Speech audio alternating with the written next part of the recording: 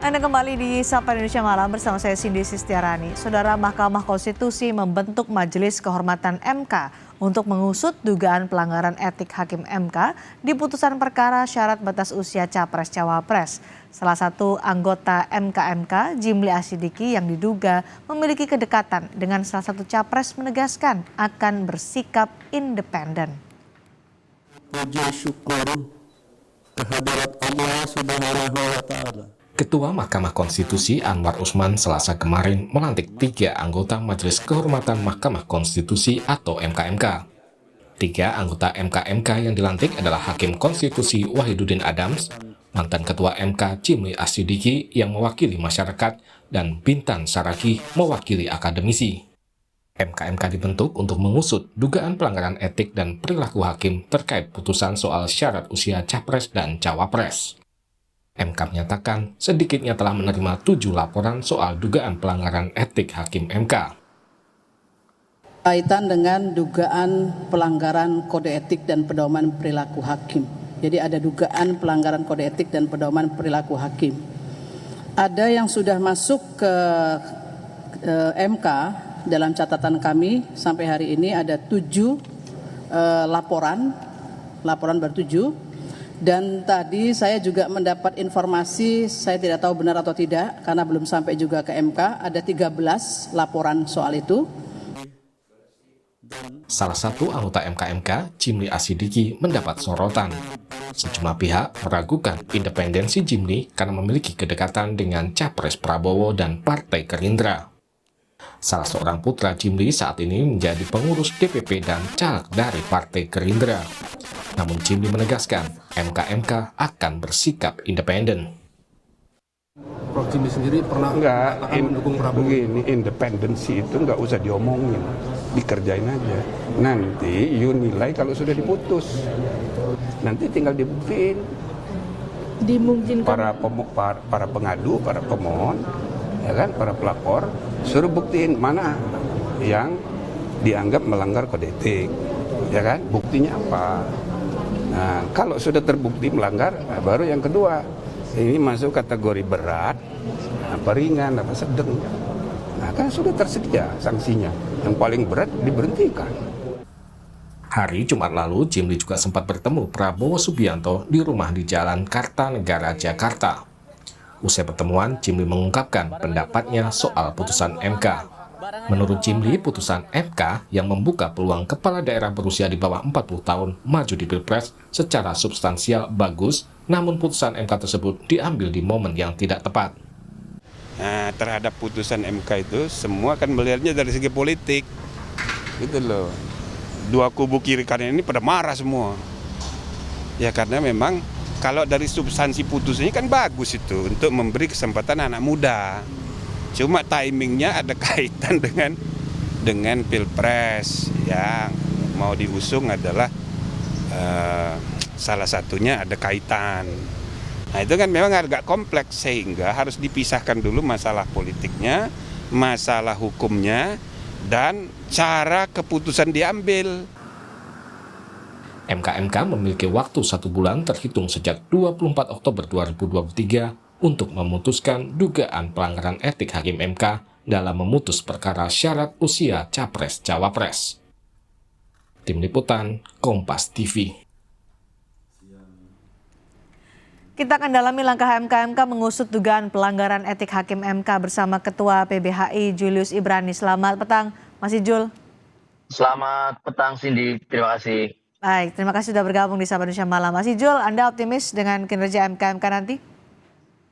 Tentu tidak optimis 100% ya, karena alasannya begini, kami sejak awal menegaskan bahwa problem mendasar hari ini di Mahkamah Konstitusi adalah nepotisme yang menimbulkan konflik kepentingan di antara perkara-perkara dan pihak-pihak di balik perkara itu. Dalam kasus ini kan perkara nomor 90, Anwar Usman adalah adik iparnya Presiden Joko Widodo, lalu Kaesang adalah ketua PSI, lalu Gibran adalah nama yang dicantumkan di dalam permohonan itu dan kemudian terbukti menjadi cawapres, dan buktinya adalah dia penerima manfaat pertama dari putusan Mahkamah Konstitusi perkara. Jadi dari awal kalau kita sudah masih memiliki titik temu relasi yang berpotensi konflik kepentingan, itu sudah gagal total. Jadi kita harus menetapkan standar tertinggi. Makanya PBI mengatakan MK tidak boleh memiliki satupun titik temu relasi dengan Mahkamah Konstitusi, dengan para hakim, dengan mereka-mereka yang berkepentingan pada perkara 90. Nah, itu yang kami tegaskan. Nah, dalam hal ini terdapat juga di dalam Prof. Jimli itu sendiri. Nah, Gitu. kenapa? Ini yang kami kecewakan. Nah, Prof. Jimli kan memang ada kedekatan dengan Partai Gerindra, dengan Prabowo Subianto. Tapi apakah kedekatan itu mempengaruhi nanti putusan MK? Bukan soal mempengaruhi atau tidak. Standar tertinggi itu adalah tidak memiliki titik temu sama sekali agar tidak ada pintu. Gitu. Oke. Masalahnya, kalau tadi statementnya Prof. Jimli kan, ya kita lihat aja nanti di akhir. Loh, perkara 90 kan juga begitu. Pertanyaannya ketika di akhir masih bisa diubah atau enggak? Kan nggak bisa. Final and binding.